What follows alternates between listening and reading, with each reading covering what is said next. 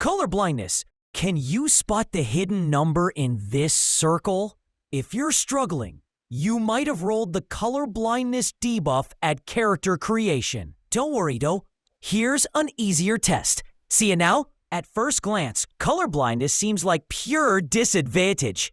Colors are everywhere, and missing them feels like playing life with crucial visual information disabled. But this apparent debuff comes with a hidden perk that most people never realize. Colorblind players have enhanced pattern recognition and can see through camouflage that completely fools normal vision. While most people get distracted by color variations, colorblind individuals focus on shapes, textures, and movement patterns that others completely miss. During World War II, military commanders discovered this accidentally. They started recruiting colorblind soldiers as spotters because they could identify hidden enemy positions and camouflaged equipment that regular troops walked right past. One legendary reconnaissance officer credited his severe colorblindness for saving countless lives. He could detect concealed bunkers and disguised vehicles that were invisible to everyone else. Modern hunters and wildlife photographers with colorblindness often outperform their color-seeing counterparts because they're not fooled by nature's camouflage tricks. Your vision isn't broken, it's just optimized for different survival challenges. Short height. Everyone thinks the height meta is everything these days. Tall players seem to dominate dating apps, sports, and even salary negotiations. Some desperate players even attempt dangerous height hacking procedures after character creation. But short players are severely underestimating their build advantages. You've got faster reflexes, better balance, and statistically live longer than your taller counterparts. Plus, you take less fall damage and require fewer resources to maintain your character. In competitive sports, being short isn't just viable, it's often overpowered. Gymnastics basically requires a compact build for optimal performance. Racing drivers benefit from lower center of gravity. Wrestling rewards short, stocky builds with superior leverage. Simone Biles, at 4 feet 8 inches, dumped her height stats into agility and became the greatest gymnast ever. Lewis Hamilton's relatively short stature gives him advantages in Formula One racing. Many successful jockeys, divers, and martial artists are built compact for maximum efficiency. You're not underpowered. You're just optimized for speed, agility, and efficiency over raw reach. Think of yourself as a high-performance sports car rather than a lumbering truck. Left-handedness. Only about 10% of players roll left-handed, and it often feels like the world wasn't designed for you. Scissors betray you, notebooks are your enemy, and simple tools seem built for your opposite hand. But this minority status gives you a massive strategic advantage that right-handed players can't counter. Your brain develops stronger connections between hemispheres, boosting creativity, problem-solving, and adaptability. You're essentially running enhanced neural networking software. In any competitive scenario, left-handed players have the element of surprise. Right-handed opponents have practiced against right-handed techniques their whole lives. When they face a southpaw, their muscle memory works against them. Babe Ruth crushed 714 home runs primarily left-handed. Muhammad Ali's left jab was legendary because opponents couldn't read it properly. Lionel Messi's left foot scored over 700 goals because defenders trained to stop right-footed players their whole careers. The sports world calls it the southpaw advantage. Your rare build type gives you unpredictable attack patterns that conventional players struggle to counter. You might have trouble with can openers, but in competitive situations, you're the boss fight nobody saw coming. Heavy sleeper. Heavy sleepers get a bad reputation. You sleep through alarms, fire drills, and probably miss some legendary late-night adventures.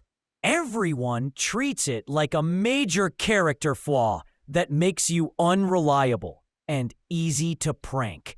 But heavy sleeping isn't a bug, it's a feature. Your high arousal threshold means you spend more time in deep sleep phases where real recovery happens. While light sleepers get knocked out of restorative sleep by every small noise, you're getting premium restoration time. Deep sleep is when your body runs its most important background processes.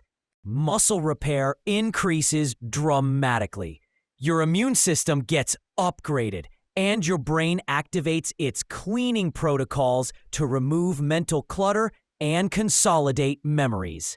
Elite athletes are often heavy sleepers because their bodies demand serious recovery time. Your brain's glymphatic system works overtime during deep sleep, clearing out toxins and optimizing neural pathways for better performance when you're awake. Light sleepers might wake up earlier, but heavy sleepers wake up actually restored. You're not lazy or hard to wake. You're just running a high-efficiency recovery system that prioritizes quality restoration over quick response times. Hypermobility. If you can bend your joints in ways that make people cringe, you've got hypermobility. It seems like a frustrating debuff, random joint pain, easy dislocations, and movements that look unsettling to others.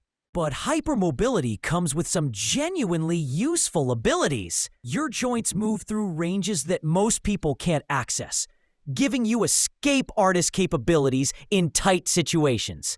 You're also surprisingly resistant to certain types of injuries because your flexible joints can absorb impact differently. Hypermobile individuals often excel in activities requiring extreme flexibility: dance, yoga, gymnastics, and certain martial arts. Your joint range gives you movement options that rigid players simply cannot achieve. Some contortionists and performers have built entire careers around their hypermobility, turning what others see as a medical condition into entertaining and profitable skills. Your unusual joint mechanics might cause occasional problems, but they also unlock movement possibilities that most people will never experience. Think of hypermobility as having adjustable difficulty settings for physical challenges.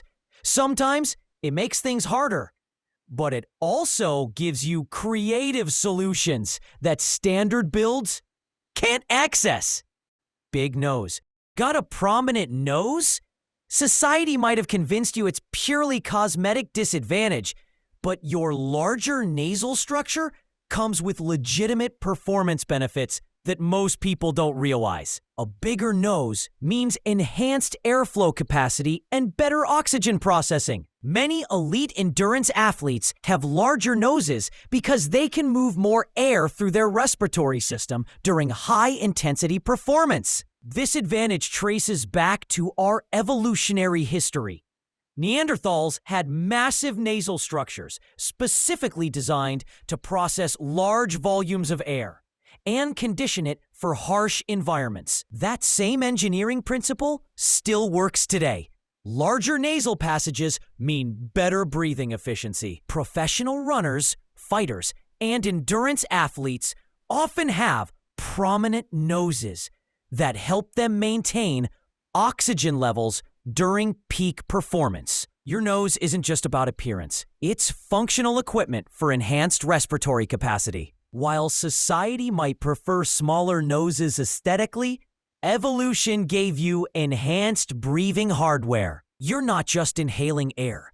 You're running a high-capacity oxygen processing system that gives you stamina advantages in demanding situations. Overheating.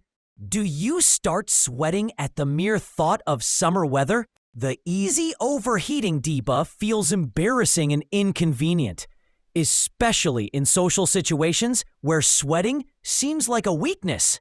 But excessive sweating is actually an advanced cooling system that gives you significant endurance advantages.